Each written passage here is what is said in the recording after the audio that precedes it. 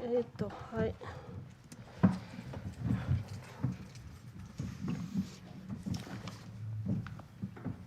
Excuse me. はい。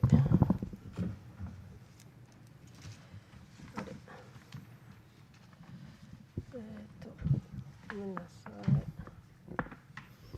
い。はい。Hi everyone, welcome to the Foreign Correspondent Club of Japan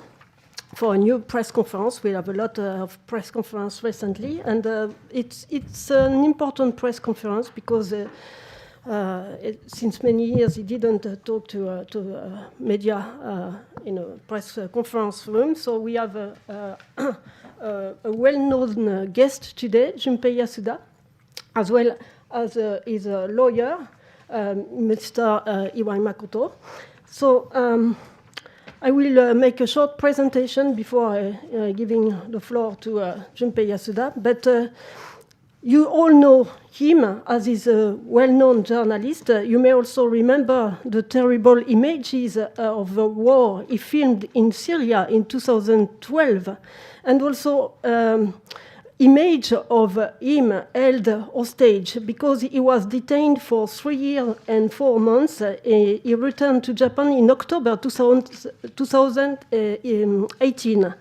I'm very happy that he's coming here to all the press conferences 5 years after his return, because his situation remained very difficult, with permanent criticism on social media omerta, and above all, an ongoing lawsuit against the government,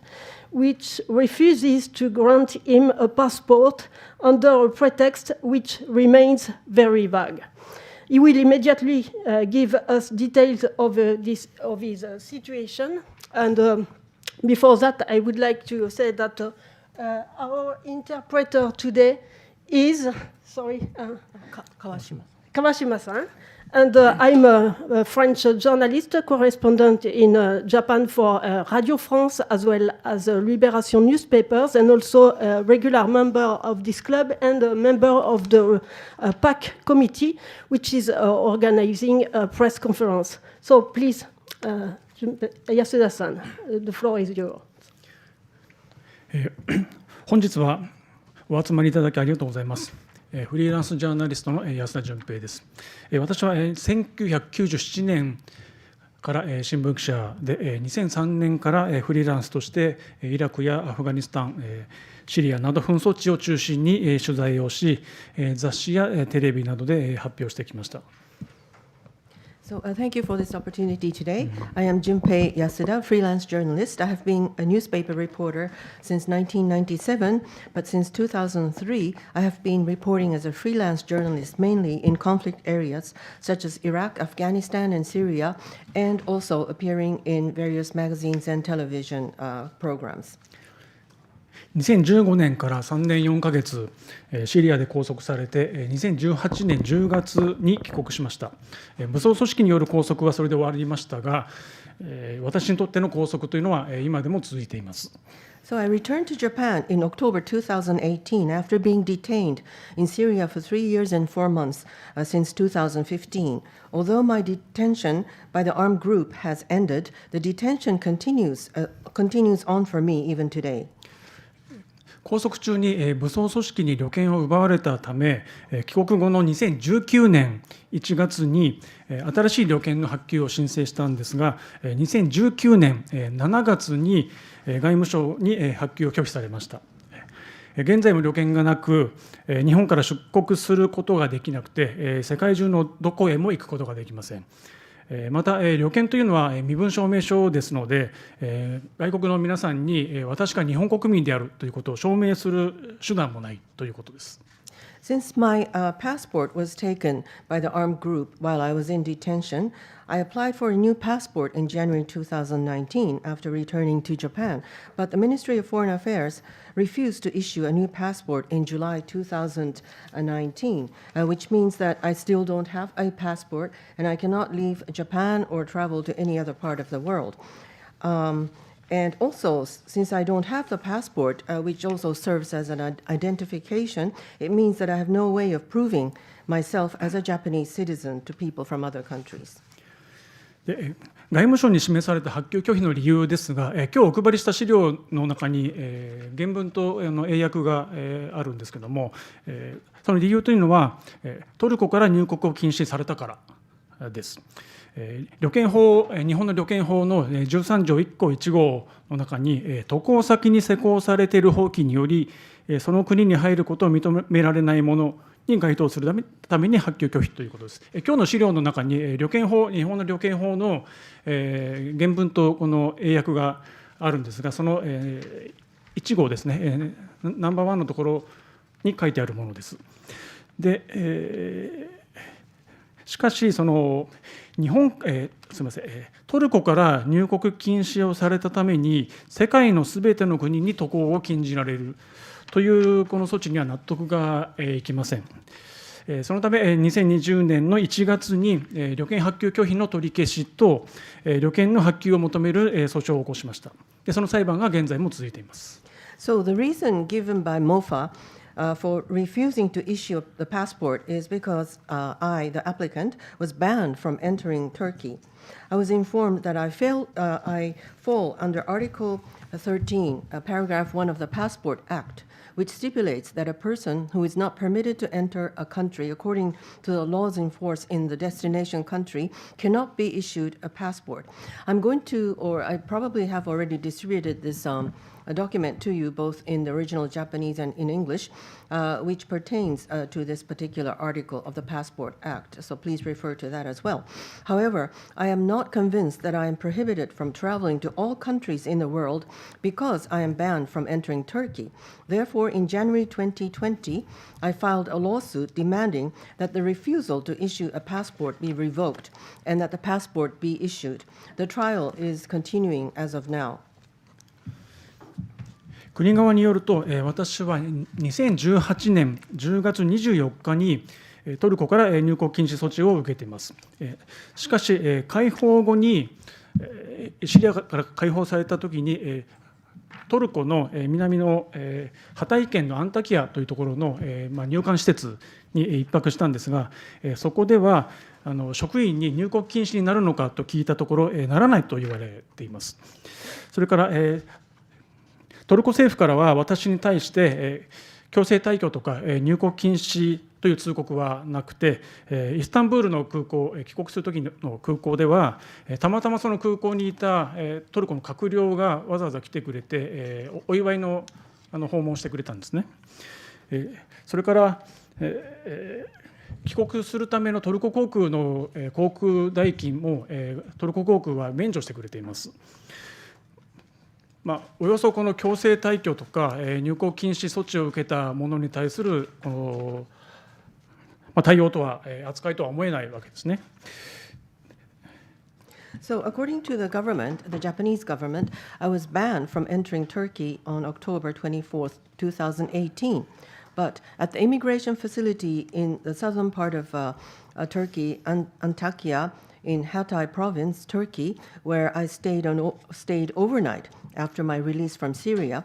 I asked if I would be banned from entering Turkey and was told by the staff that I would not. The Turkish government did not notify me of my deportation or ban, and I even received a congratulatory visit at the airport as I was leaving Turkey in Istanbul from the Turkish cabinet member who just happened to be there. And the Turkish Airlines waived the cost of my ticket as I was coming back to Japan. This is hardly a way to treat someone who had been deported or banned from entering the country. この裁判の中でこのトルコによる入国禁止措置について、国側の主張というのは非常に変遷を繰り返していまして、非常に信用できない内容ではないかと。で、私は私が旅券発給の申請をした後に日本政府がトルコ政府に対して私を入国禁止するように要請をして、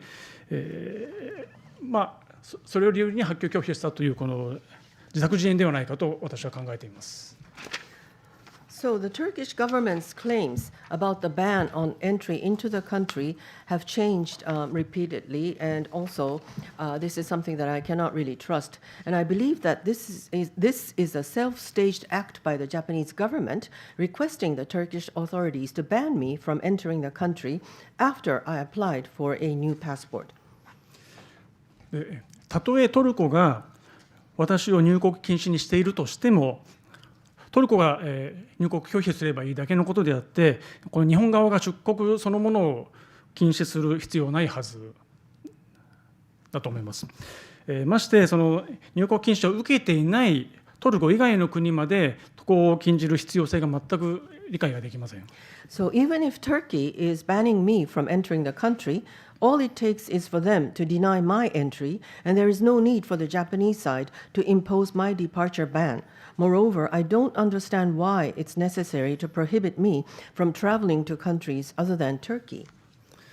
次に、トルコ以外へも渡航禁止にしている理由についてなんですが、国側によると、トルコから入国禁止している私に対して旅券を発給すると、世界のすべての国から日本政府が信用を失うんだということです。で、国側はこれを国際審議のためだと主張しています。これ皆さん、これ理解できますでしょうか。皆さんの国の政府や国民がトルコから入国禁止にされている私に対して日本政府が旅券を発給すると、皆さんの国の政府や国民が日本政府とか日本に対して信用を失うんだと。So the reasons for travel bans other than Turkey, according to the Japanese government, issuing a passport to me who is banned from entering Turkey would cause the Japanese government to lose credibility with all the countries of the world. The Japanese government argues that this is for the sake of international good faith.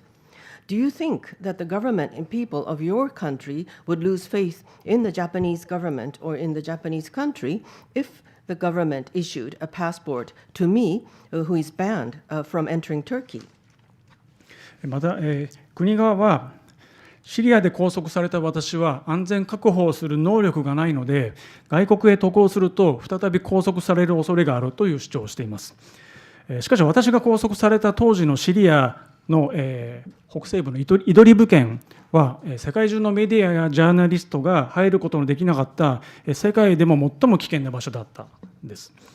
そうした場所で拘束されたことを理由に、一般の日本人がごく普通に観光旅行をしている国々でも私だけは安全確保ができなくて拘束されるんだという主張をしています。So, and the Japanese government also asserts that I was detained in Syria because I was incapable of ensuring my own safety, and therefore, if I were to travel again, I could be detained. However, Idlib province in Syria at the time of my detention was one of the highest risk regions of the world, where media and journalists from around the world could not enter. Based on the fact that I was detained in such a place, the government insists that I would be detained again because I lack the ability to ensure my own security, even in places where the general Japanese population would travel for sightseeing, for example. つまり国側はそのシリア、私が取材に行ったこのシリアというこの紛争地の特殊性というのを全く理解していないし、考慮もしていないわけです。でさらに国側は私が2012年と2015年にシリアへ正規ではない方法で入国をしたということを問題視していて、密入国を繰り返すような順法意識のない人間に旅券を発給すると再び密入国を繰り返す恐れがあるという主張をしています。And the government, therefore, has no understanding of or consideration for the distinct and unique situation of a conflict zone like Syria. Furthermore, the government has raised the issue that I entered Syria in an unauthorized manner in 2012 and 2015, and argues that issuing a passport to someone like myself, who is not law-abiding in spirit, would cause a repetition of illegal entry or smuggling. しかし私が密入国をせざるを得なかったのはシリアの取材だけです。隣国から密入国でシリアに入れば密入国で入れば密入国で出るしかないので繰り返すに決まっているわけですよね。で私がシリアを取材した当時というのは、内戦状態で政府側と反政府側の地域があって、この反政府側地域に対して政府軍が無差別攻撃をしていたという状態でした。でそういう実態を取材するためには反政府側の地域に入るしかないわけですが、この政府側の地域に正規に入ってそこから反政府側の地域に入って取材するということはできないわけですね。戦争をしている相手の地域ですから。ですから当時私以外の世界中のジャーナリストや支援団体も私と同じようにレバノンやトルコから密入国という形でシリアに入っていました。そうしなければ取材も支援もできないからです。で国側は取材のためなのかどうかは考慮する必要がないと主張しています。事実上日本政府は紛争地取材そのものを否定しているということです。However, the only time I entered a country without authorization was to Syria. Entering Syria illegally from a neighboring country means I have to get out of Syria the same way. That is without any authorization. At the time I was covering Syria, indiscriminate attacks by the government forces were taking place in the rebel areas because there was an internal conflict in the country. The only way to cover the situation was to enter into the rebel areas. Even if you enter Syria officially through government-authorized manner, you can't go into the rebel areas. At the time, other journalists and aid groups from around the world were illegally smuggling themselves into Syria from Lebanon and Turkey as I was. There was no other way to cover the situation or to provide aid and support. The Japanese government insists that there is no need to consider whether or not I was there to cover the conflict. In effect, the Japanese government is denying coverage of the conflict zone itself. この旅券法13条1項1行というのが非常に奇妙な法律なんですが、これが何のためにあるのかということですが、私たちが調べた限り、一つの国から入国禁止をされると、旅券発給を拒否されて、世界のすべての国への渡航を禁じられるという法律は、少なくとも日本が属している G7 の国にはありませんし、EU の国にもありません。で国側もどっかの国に同じような法律があるという主張はしていないので、このような法律は日本以外のどの国にもないと考えていいだろうと思います。でこの日本が一方的にやっていることなんですが、これが国際審議なんでしょうかという疑問があります。Now, the basis for the government's argument is Article 13, Paragraph 1, Clause 1 of the Passport Act, which is rather a strange law. And the question is, why does Japan continue to have this unusual law? As far as we have been able to ascertain, there is no law, at least not in the G7 countries of which Japan is a member, nor in the EU countries, that stipulates that if you are banned from one country, then you will be denied a passport and banned from traveling to all countries in the world. Since the Japanese government does not claim that such laws exist in other countries, it's safe to assume that no country has such a law. How can this be defined as serving international good faith when Japan is the only country doing this unilaterally? この旅券法というのが制定されたのが1951年戦後ですね、サンフランシスコ条約が結ばれて日本が主権回復してという時で、いわゆるこの GHQ の統治下にまだあった時期ですね。で当時の旅券というのは一つの国に1回だけ渡航できるという旅券だったんですね。でそれで出航するという旅券だった。でその渡航先の国が入国禁止しているということが事前に分かっていれば、その人に旅券を出しても無駄でしょうという、そういう説明を当時政府がしてたんですね。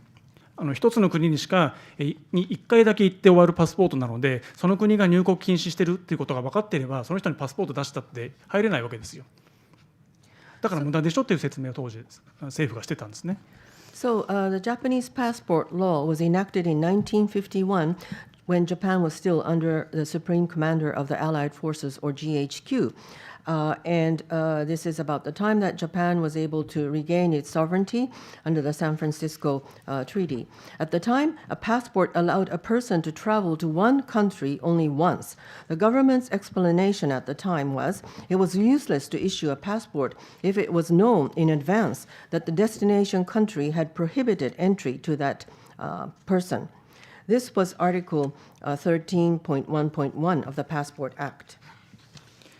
でこの旅券法というのが後に改正されて、一つの旅券で5年とか10年、あらゆる国に何度でも渡航できるようになった。でもその最初に作られた旅券法13条1項1号というのがそのまま残されているということです。So the Passport Act was revised to enable citizens to travel to multiple countries multiple times with one passport that was either valid for 5 years or 10 years. But Article 13, Paragraph 1, Clause 1 remains unchanged. で一つの旅券で一つの国にしか渡航ができなかったという時代は、例えばこの A という国から入国禁止をされていても、この B という国から入国禁止をされていなければ、この B という国に行くための旅券の発給拒否はできなかったんですね。で、つまりその入国禁止されていない国に対する渡航というのは保障されていたということです。Back when one passport only allowed one entry into one single country, a person who was banned from entering country A could still be issued a passport to country B if that person was not banned from entering country B. In other words, traveling to a country where one is not banned from was guaranteed. しかし、一つの旅券で何度でもあらゆる国へ渡航できるようになったことで、例えば A という国から入国拒否をされていれば、B にも C にも D にも行ける旅券そのものを発給拒否ができるということになってしまった。で、つまりその当初はこの A という国から入国禁止されていても B からされていなければ B に行けるというこの権利が保障されてたんですけど、この旅券の形が変わったことによって、一つのパスポートで A にも B にも C にも D にも行けることになったので、 A に行けない人には B にも C にも D にも行けないことになってしまったという状態です。However, as one passport now allows multiple entries into multiple countries, it is now possible to refuse issuance of a passport that would allow you to travel to countries B, C, or D if you are prohibited from entering country A. The change in the form of the passport deprives an applicant of the right to travel to countries to which they are not banned from. 戦後間もない1951年と違って、日本人も海外渡航を自由に行えるようになっています。旅券法13条1項1号は明らかにこの現代にそぐわないものであって、この当初は想定していなかった人権侵害まで引き起こしているということです。Unlike 1951, which was shortly after the end of the Second World War, Japanese people are now free to travel around the world. Article 13, Paragraph 1, Clause 1 of the Passport Act is clearly unfit for the present times, resulting in human rights violations that were not originally anticipated. でこの旅券法13条1項1号というこの異常な法律をなぜ日本政府は変えないのかということなんですが、どこかの国に入国禁止をされていればそれだけで旅券発給を拒否できるという法律は日本政府にとって非常に便利だからだと私は思っています。旅券発給拒否に関わる旅券法13条1項には1号から7号まであるんですね。今日の資料では日本語でしかちょっと入れてないんですけど、この1号以外の2号から7号というのは、例えば日本で法律を犯して有罪判決が出ている人とか非常に厳しい条件があるんですね。で、それに対して1号というのはどこかの国、どこかの外国が入国禁止措置を取ればそれだけで良いということになっています。で、国側は裁判で主権国家であるその他の国が何で入国禁止にしたのかということのこの妥当性については相手は主権国家ですから日本と関係ありませんと言ってるんですね。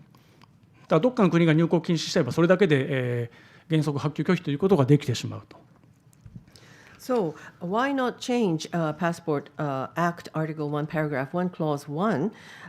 which is rather an abnormal law? I believe that this is because it's very convenient for the Japanese government to have this law that enables them to refuse granting a passport to a person banned from entering a particular country. Article 13, Paragraph 1 has clauses 1 to 7 that pertains to the denial of a passport issuance and its conditions. Clause 2 to 7 stipulates strict conditions such as persons convicted by the judicial decisions. Clause 1 states that if a foreign country bans entry to the applicant, then the Japanese government can refuse to issue a passport. The government states that it will not take into account the validity thereof of another sovereign nation for banning entry to the specific individual. And I have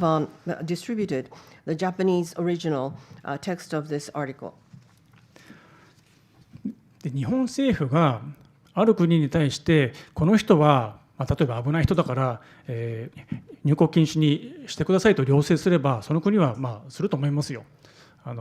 個人との関係よりやっぱり日本政府の関係を重視すると思います。でただそれだけで旅券を発給したりとか、その発給したり没収したりもできるようになると。でこの私以外にもこの取材のために渡航した先の国で空港で入国禁止だと言われてなぜかそこに日本大使館員が待っていてその場で旅券を没収されるという事件も何件も起きているんですね。で特にこのジャーナリストのこの取材をこの妨害する手段として非常に便利に使われている法律なんじゃないかと私は思っています。So if the Japanese government requests a certain sovereign country to ban entry of a certain person, that country will most likely comply with that request. I mean, that country, the sovereign country, will most likely cherish their relationship with the Japanese government more than it would with an individual like myself. There have been incidents where journalists were denied entry into certain countries and had their passports confiscated by the Japanese embassy staff who were already waiting at the airport on their arrival. I believe that this is a very convenient means to obstruct journalists from covering news in particular areas. 外国からこの入国禁止措置を受ける日本人というのは珍しくはないわけですね。例えば2022年5月にロシアは岸田文雄首相を含めて63人の日本人を入国禁止にしたんですね。で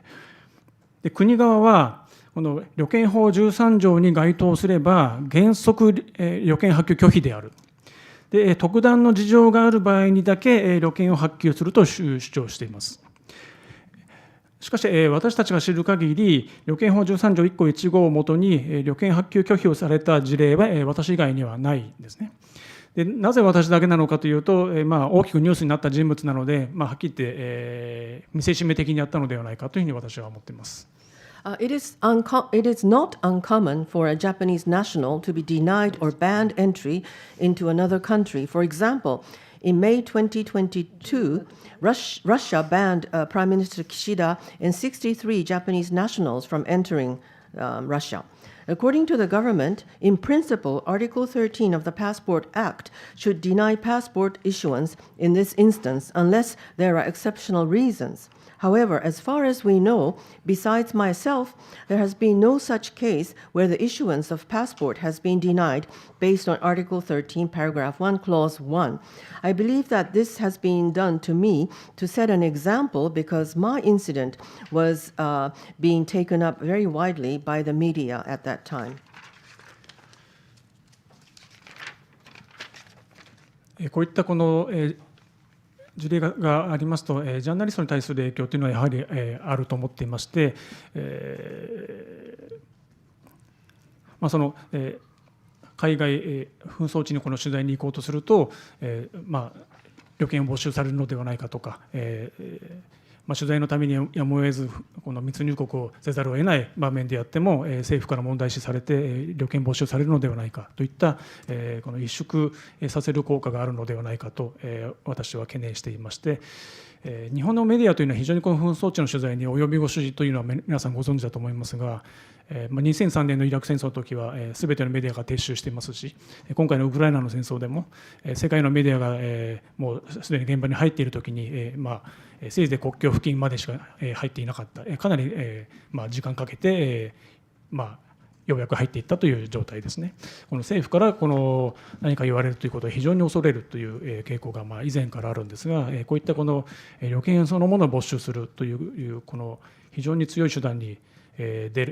ているわけでして、ますますこの萎縮効果という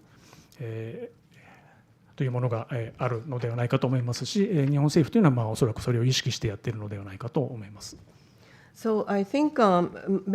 this is going to have a very significant impact on journalists trying to cover conflict areas, because the only way they would be able to enter those areas would be by illegal means, but that would entail a confiscation of their passports by the Japanese government. So they become reluctant, and the Japanese media hardly ever covers conflict areas. For example, in 2003, during the Iraq conflict, I don't think any Japanese media went out there to cover that conflict. Even in the most recent Ukrainian case, I think many of the journalists did not go there until much later, and it was only to the border that they went to because they were too afraid of the Japanese government confiscating their passports. So there is this strong fear of their passports being confiscated, which makes Japanese journalists reluctant to go to conflict areas and to cover these conflicts. And I believe that the Japanese government is very well aware of this trend or this tendency by the journalists, and this is the reason why they continue doing this. どうもありがとうございました。We will now begin the question and answer session. If you have a question, please come to one of the microphone, give your name and affiliation, and as possible, please make short questions, as we have only 30 minutes for question and answer session. どうぞ。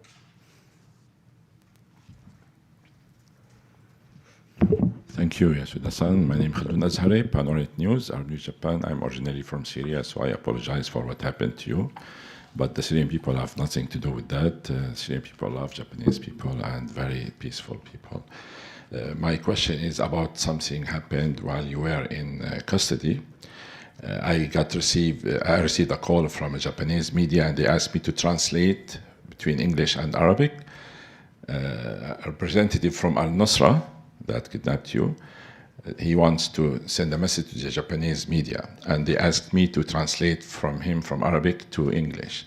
I did the translation, and he told me that he wants Japan to pay about $12 million or $3 million to release you. He said Japan should do the same as Italy did. There were 4 Italian people who were released from Syria from kidnapping, and Italy paid $12 million according to reports. So that guy indicated they want $3 million to release you from captivity. So are you aware of any ransom paid for your release from Syria? And did your kidnappers mention the money issue? And do you think the Japanese government paid this money or somebody else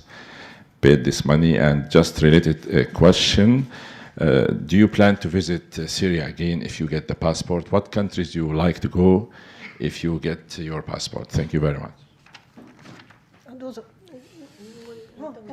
みません、シリアのジャーナリストです。で今の質問大体お分かりになったと思いますけれども、その拘束をされていたときにこの方は、アラビア語から英語にあるメディアからこの翻訳を頼まれたと。で、イタリア政府が1200万の身代金を支払っているので、日本政府は300万ぐらい払うべきなんではないかというような趣旨の内容だったというふうに記憶をしておりますが、身代金というのは日本政府が払ったんでしょうか、あるいはどなたか別の方が払ったのかどうかというのが1点。2点目は、今後もしパスポートが発給されるようなことがあった場合は、もう一度シリアを訪問されますでしょうか、あるいはどこの国に行かれたいでしょうかと。まずこの日本政府か誰かが身代金を払ったかどうかなんですが、払ってません、絶対に。それから交渉そのものをしていないと私は思っています。人質事件というのが、まずこのシリアというのが、武装組織がもう、小さいのを含めて何百とあるわけですね。で、まずこの誰が捕まえているのかということを特定しないといけない。それから交渉するにあたって、私が生きていることを確認しなくちゃいけないわけですね。それができないと交渉というのは、全くできないわけです。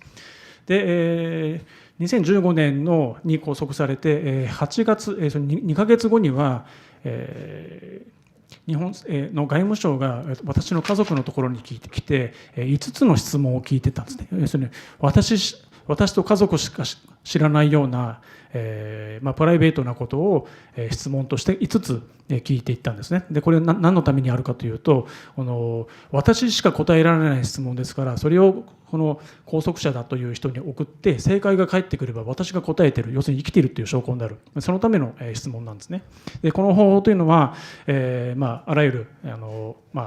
人質事件で使われる、最も信頼できる簡単な方法なんですけど、この質問が私のところに届いたのが2018年の10月24日、要するにトルコにいた時に、目の前に日本大使館員が来て目の前で聞かれたのが最初なんですね。捕まってる間に一回もそれ聞いてないんですよ。で、要するにこの生きてるという確認をする方法を持っていながら、それわざと使ってないんですね。で、この身代金払う、私が生きてるかどうかも分かんないし、誰が捕まえてるかも分かんないところに身代金払うなんてありえないことですよ。で、メディアから翻訳してほしいという話なんですけど、このメディアにいろんな人がいろいろ言ってくるんですね。で、このメディアに言ってくる人が本当に捕まえてるかどうかということを確認しなくちゃいけないわけですよ。ただ単にお金だけ取って捕まえてもいないかもしれないじゃないですか。だからこそこれが本当になるかどうかという確認をしなくちゃいけないんですね。この解放交渉っていうのは勘でやるものでもないし、ギャンブルでやるものでもないし、この殺されてるのに払ってもいいというもんじゃないんですね。それってこのはっきり言ってこの詐欺師とか嘘もたくさん来るんですよ。私のところに、家族のところにも政府のところにも、情報を持ってますよという人がたくさん来るんですね。このメディアにもたくさん来るんですよ。で、私は情報を持ってますよ、5000ドルくれれば喋りますよというのがメディアにたくさん来たっていうのは私も聞いています。で、要するにこの本当かどうかが大事なんですね。情報なんていくらでも入ってくるんですよ。で、それが、本当に捕まえている人間なのかということを確認しなくちゃいけないんですけど、日本政府はそれ一切やってないんですね。So I believe that the Japanese government didn't even engage in any kind of negotiations, and I believe that they did not pay the ransom. When the hostage issue erupted in Syria, there were hundreds of rebel groups. It was very difficult to identify which rebel group was detaining me or holding me. There was no proof that I was even alive. And so in August of 2015, or 2 months after I was taken, MOFA came to my family. They visited my family and asked them 5 questions, very private questions that only I would know the answer to. This is a very common method of trying to determine whether the person who is detained is still alive or not. To ascertain the safety of the hostage. It's a very well-known tactic by the government. But regarding the 5 questions, I wasn't even aware that that kind of thing was taking place between my family and the government until October 24th, 2018, when I was already released and I was already in Turkey. That was the first time that I even heard about that kind of transaction or that kind of conversation that took place between my family and the government. So why would the government even want to pay ransom to someone whose livelihood is not even insured? I don't think that they would even do that. Now, regarding things that a lot of people come to the media and tell them things, well, it's very difficult to confirm the authenticity of those types of approaches because there are a lot of people, fraudulent people, who would come and approach you and say that they know they have information, and if you pay $5,000, we will give you information. But most of the time, it's not even authentic. And so I don't believe that the Japanese government would engage in any kind of negotiations because it would be like a gamble, and they would not even be sure that I am still living. And so this is one of the important points that I have taken as a lesson. 次のもう少しもう少し、はいはい。その当時のそのシリアの状況なんですけども、いわゆるそのイスラム国、イスラミックステートというのが非常にこの残虐な組織ということで、イスラム教徒からもかなり嫌われてたわけですよね。でそれに対してそれ以外の組織というのがあって、それ以外の組織はイスラム国と同じ扱いをされるということを非常にこの、嫌がったわけですね。つまりイスラム国と同じ、ような組織であると思われれば国際社会から承認されないわけですよ。この反政府運動として、彼らが重視してたのは国際社会から承認を受けることであって、このイスラム国以外の組織というのは我々はイスラム国と違うんだというアピールを、2015年ぐらいから始めてたわけですね。だからその、人質解放をすることのメリットというのは金を取るということだけじゃないわけですよ。この金を取らなくても解放したとか、特にそのシリアでよくあるのが、他のギャングから助けてあげたといってわざわざ会見まで開いて返すとかですね、そういうこのイスラム国と違って我々はいい人であるというアピールをしたり、もしくはポッと返して黙っていたりということをやってるんですね。だからそのイスラム国以外、私の拘束者もそうですけど、ヌスラだって言ってるのは周りが言ってるだけで彼らは言ってないんですよ。だから本当にヌスラかどうかも怪しいと私は思っていて、皆さんが自動的にヌスラだと思うから、黙っていれば自分たちの正体分かんないわけですよ。で身代金取れれば恩の儲け物、取れなければポッと返しちゃうとか助けてあげたとか言って返せばいいだけのことなんですね。So back in the time while I was detained in Syria, there were many rebel groups which did not want to be identified as being similar to the Islamic State, which was considered to be did so many atrocious things. So many of these groups the anti-government rebel groups wanted to be acknowledged by the international community, and therefore they would try to distance themselves from the Islamic group. So it was very difficult to negotiate because nobody knew exactly who was holding me. And for many of the rebels, it was not just about money. It was about being acknowledged by the international community. And also, there were a lot of gang groups which would hold press conferences and say that they helped a hostage from being released from another gang group and so forth and so on. And so Nusra, the group that was supposedly the group that was holding me, I'm not even sure that they were the ones who detained me because many of them, they won't identify themselves. If they can just get the money and run, that would be advantageous for them. And it wasn't, they wouldn't even identify themselves. So to this date, I don't really know who my hostage was. この話だけで1時間とか2時間とか話せてしまうので、とりあえずここまでで、あともう一つの質問ですね、またシリアに行きたいかということなんですが、非常にこの微妙な質問でして、どこに行きたいかということを見て発給するかしないかという話をおそらくするんですよね。だから紛争地に行きたいということは事実上言えない国になってしまったというのがまずあります。でシリアですが、ビザを取って政府側の地域に行くということは、他の旅行者もやってるんで、少なくともそれはしたいなというふうには思っています。Now, the latter part of your question, well, I could speak for 1 hour, 2 hours about this, your first question, but regarding whether I would want to visit Syria again or not, that's a very sensitive question because depending on what I say, the government may decide not to issue a passport to me. But if I were given a legal, proper visa from the Japanese government to visit as a tourist, like many Japanese people do, maybe that is a possibility. But it's very difficult for me to even say which conflict areas I would want to visit because that would impact whether I can be issued a passport or not. どうぞ。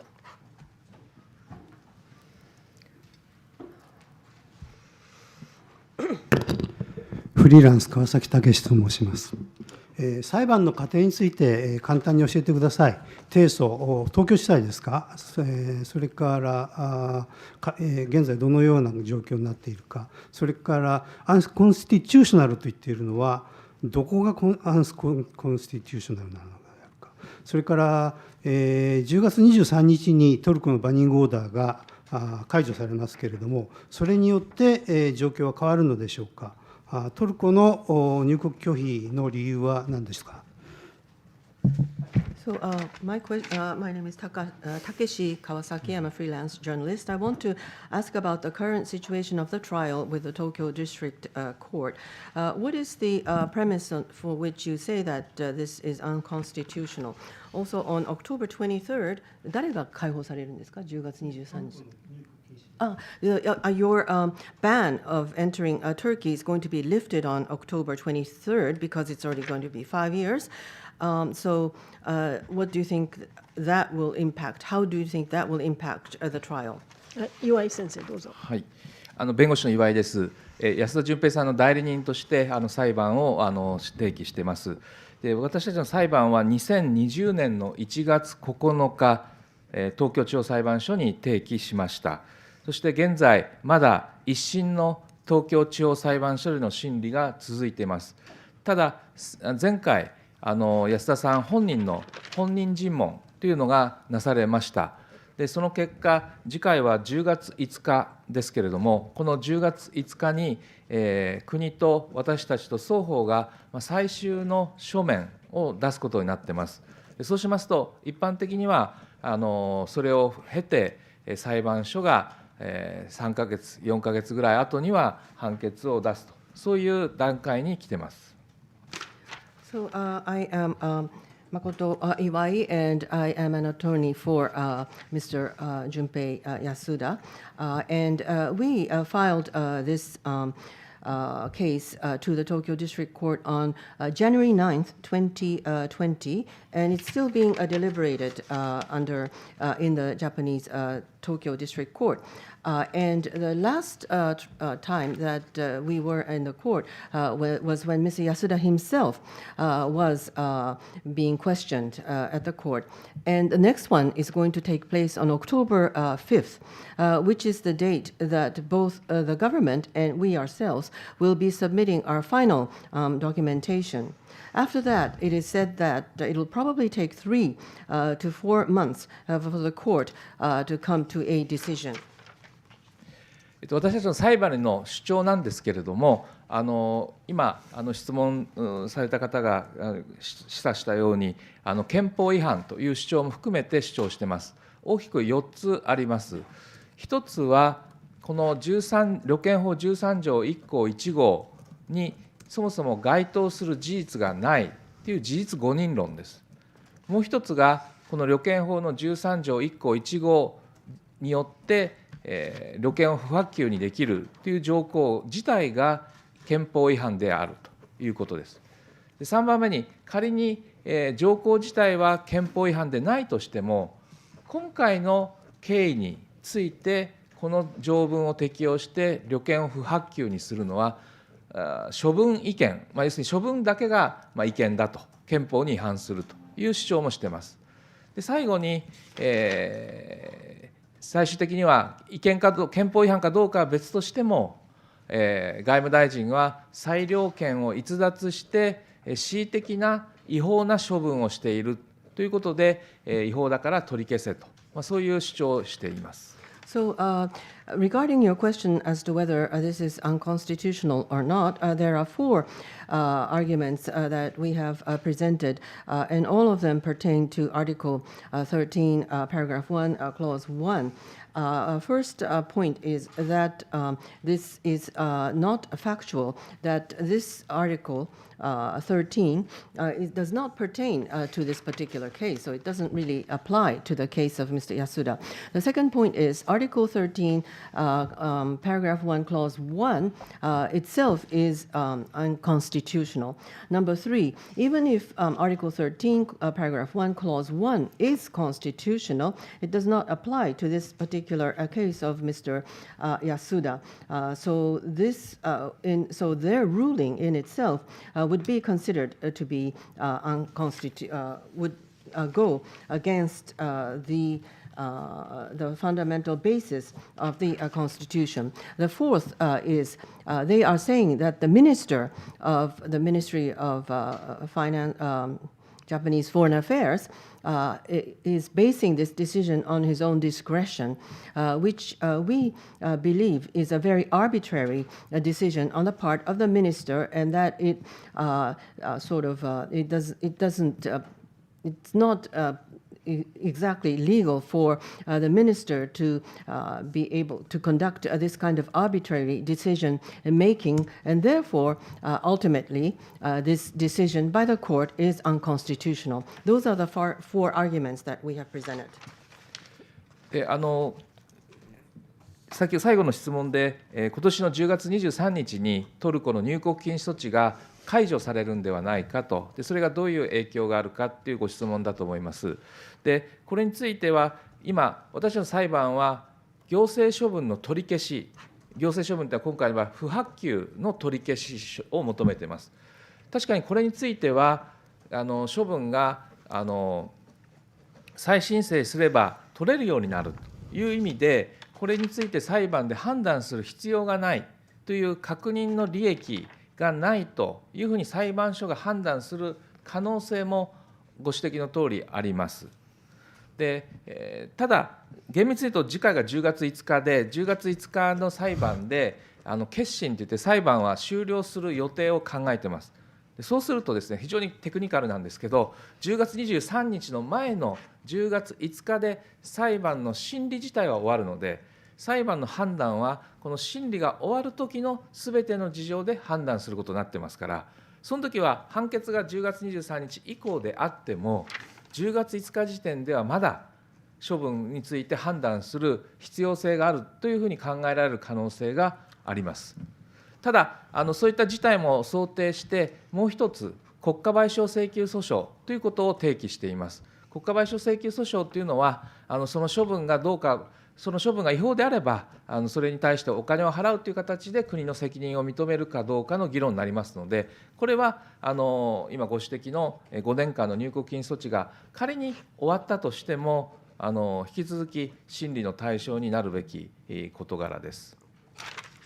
So the question about the Turkish entry ban that is going to be lifted on October 23rd, how will that impact the trial? Well, we are arguing that this non-issuance of the passport be lifted. That is our argument, and so the court may rule that whatever their ruling, whatever the decision that they make, may not impact the issuance of the passport or not. So, although this trial is supposed to come to closure on October 5th, technically speaking, the the court deciding whether this unconstitutionality is valid or not may not directly impact the issuance of the passport, because the passport is supposed to be issued after the ban is lifted. And so the passport ban is going to be lifted on October 23rd, and then the next trial is going to be on October 5th. And beyond that, we are going to be asking for compensation from the government for this kind of illegal treatment of Mr. Yasuda. And that is something that is going to be valid even after 5 years after this the passport incident. So therefore, we will continue to push for this compensation. もう少し、はい。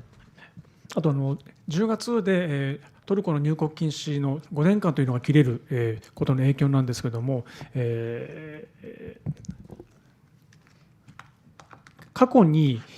一度でも旅券法13条に該当した人というのは、新たに旅券を申請するときに必ずそのことを申告しなくちゃいけないんですね。たとえ50年前でとっくにもう入国禁止が終わっていても、そういうことが50年前にあったことを申告しなくちゃいけないんですよ。そうすると別の部屋に呼ばれて、どこに何しに行くんですか、飛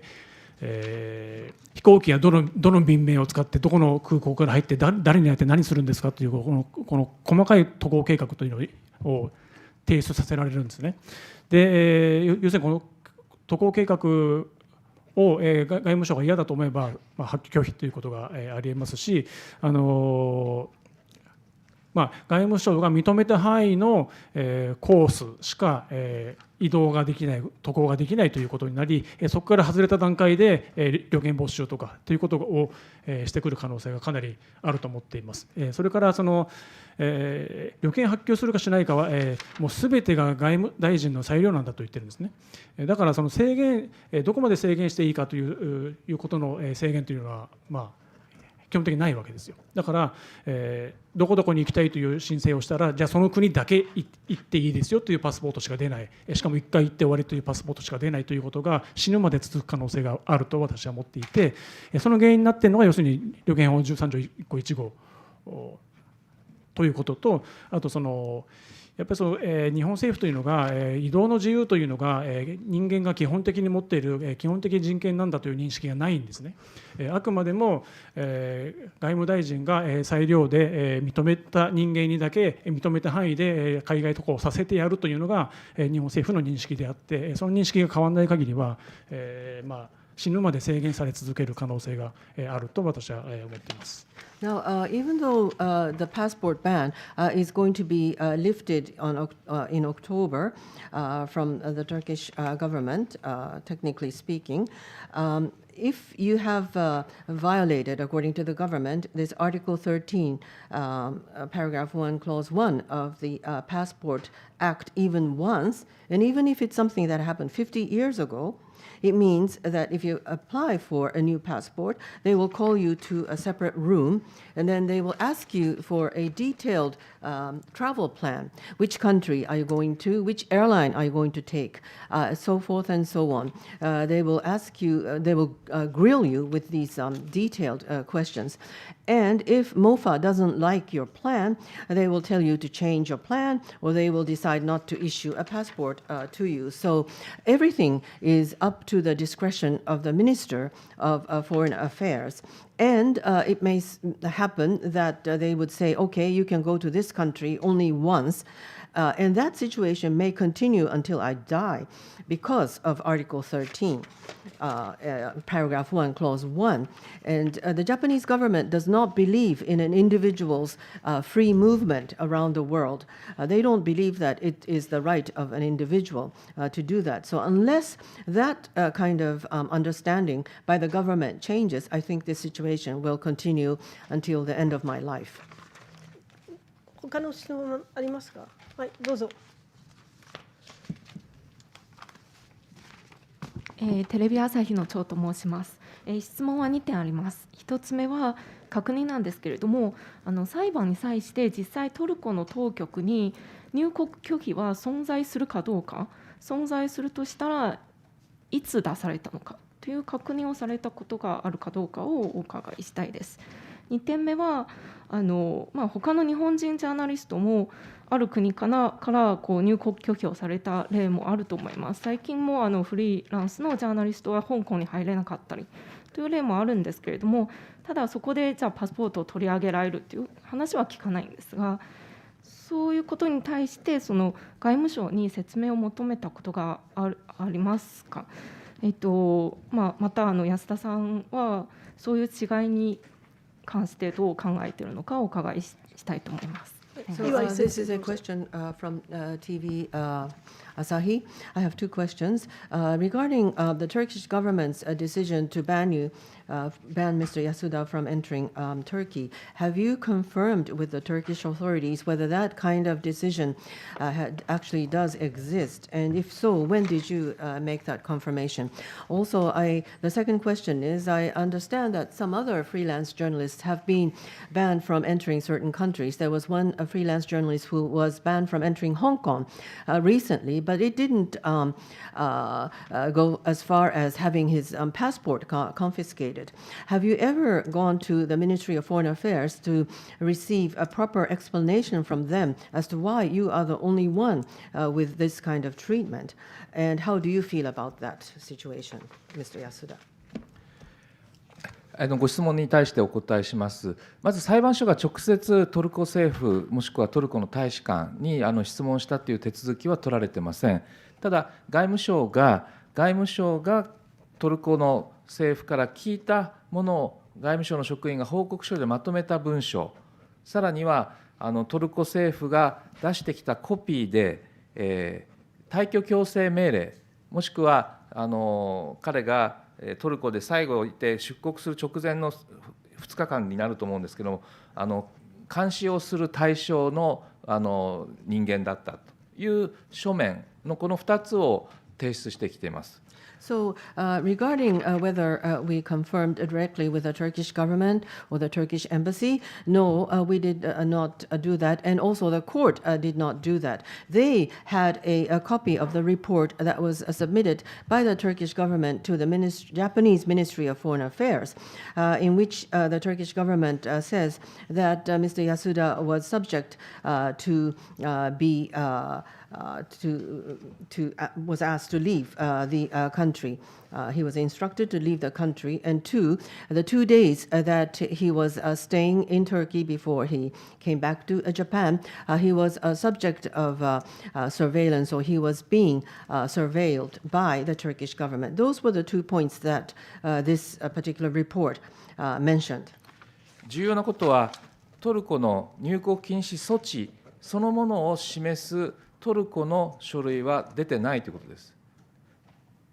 入国禁止措置を示す書類は出てなくて、先ほどは国外退去措置についての書類なんですね。それでトルコの法律だと、国外退去措置を受けた人に対しては、入国禁止措置を課することができるとしているだけで、必ずしなきゃいけないとは書いてないんです。まずそういう意味で直接証拠がないということですね。So the important point is there is no direct proof that the Turkish government has made this particular measure or rule regarding Mr. Yasuda's entry into the country. There is no such direct evidence, because all they said was that he was asked to leave the country, but it doesn't say that he cannot enter, that he is banned from entering the country. So there is no such direct evidence. That's the important point. 次にさらにびっくりすることは、日本の国が出してきたトルコ政府が渡してきたというこの退去強制の決定の通知書、これを10月の24日の夜の10時に安田さんに示して、安田さんがそれを拒否したということで、安田さんが署名を拒否したということで、安田さんの署名が書く欄には署名が書いてない、そういう文書だったんですね。でところまずそこまで。 So another very surprising thing is this particular report that the Japanese government claims that they received from Turkey, this notification was brought to Mr. Yasuda on October 24th at 10 p.m. They asked him to sign this, to which Mr. Yasuda refused to sign it. So there is no signature of Mr. Yasuda on this document. ところがこの書面に書かれている10月24日の10時というのがちゃんと印字されてるんですけども、この時には安田さんが最初にトルコの入管施設にいたハタイ県という別な県ではなくて、日本に帰るために地方からアタトゥルク空港というイスタンブールの空港にすでに移動してて、その10時には実はトルコの大臣が先ほど安田さん言いましたけども、表敬訪問に来ている時なんで、その時にこの書類を見せて安田さんが署名を拒否したっていう時間じゃなかったんですね。So, and another point is October 24th at 10 p.m. Is what is printed on this document. But on that day, or at that time, Mr. Yasuda was not in the detention facility of Turkey in Hatay province, but he was already in Istanbul at the airport, Ataturk airport,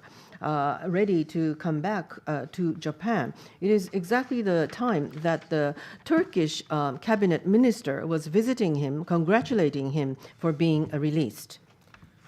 それでこの矛盾を指摘したところ、日本政府がトルコ政府から話を聞いたという報告が出てきて、それによると、いやいや、10時っていうのは、あれはインタビューをする前の段階に10時頃に渡すだろうと思って書いた数字で、実際に渡した時間じゃないんですと。で、実際にはこの決定、先ほどの国外退去処分の通知をする時間は、思ったよりもずいぶん早くなっちゃったから、最初にプリントした紙の時間帯は間違ってたんですという説明が出てきて、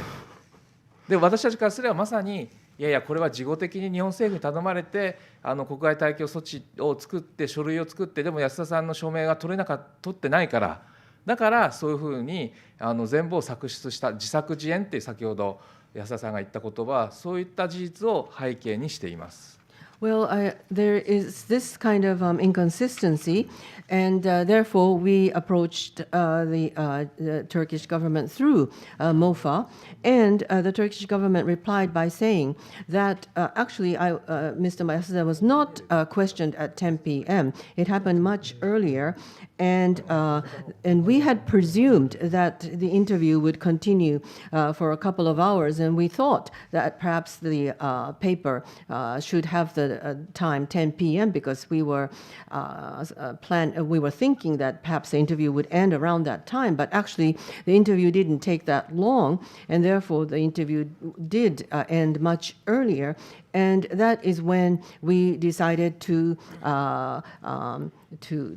release or to publish or to give this notification for him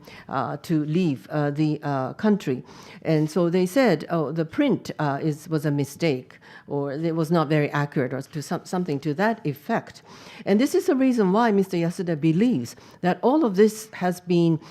done because the Japanese government requested to the Turkish government to create this kind of narrative, and that this is the reason why Mr. Yasuda feels that this incident or this particular episode is something that the Japanese government staged. それで私たちは日本のトルコ大使館の職員で、トルコの外務省とそうした経緯を聞き取ったりやり取りをした人、その人を証人で呼び、もしくは旅券課長という人を呼び、そしてこうしたトルコ政府とのやり取りの経緯を具体的に聞こうというふうに思ったんですけれども、裁判所はその承認請求を却下して採用しなかったので、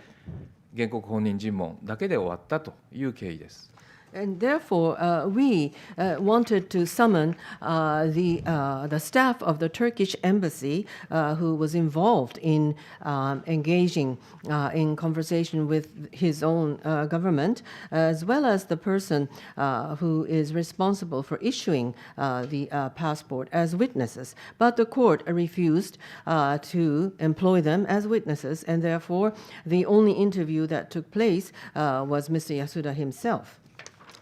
Time is already over, but if you have any question, you can ask individually after to Iwai sensei or to Yasuda-san himself. 最後にちょっと指摘したいことがあるんですけれども、日本の政府は安田さんに要件を発給しない理由は、要件を発給したら国際社会から日本政府への信用が失うリスクがあると言ってるけど、逆ではないか。つまりこれも読んだら分かると思うんですけれども、海外からすると日本の政府が日本の国民である安田さんに基本的人権を守らないことが問題視される可能性が高いと思います。最後に、裁判で傍聴もしましたが、ジャーナリズムとは何か日本の政府は理解しているのかがもう一つの大きい問題ではないかと思います。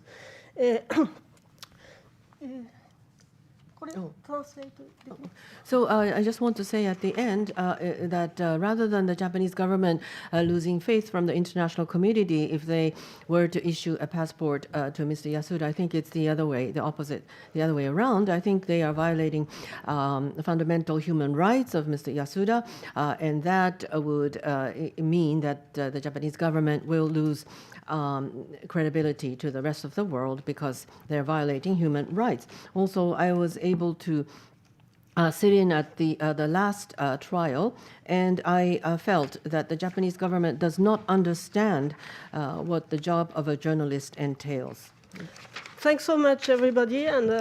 please read this document, a very useful document from David Kay. We also received this here at FCCG to talk about journalism and human rights. Thanks so much for this press conference, and I hope a lot of people will watch it also online. Thanks so much. どうもありがとうございました。ありがとうございました。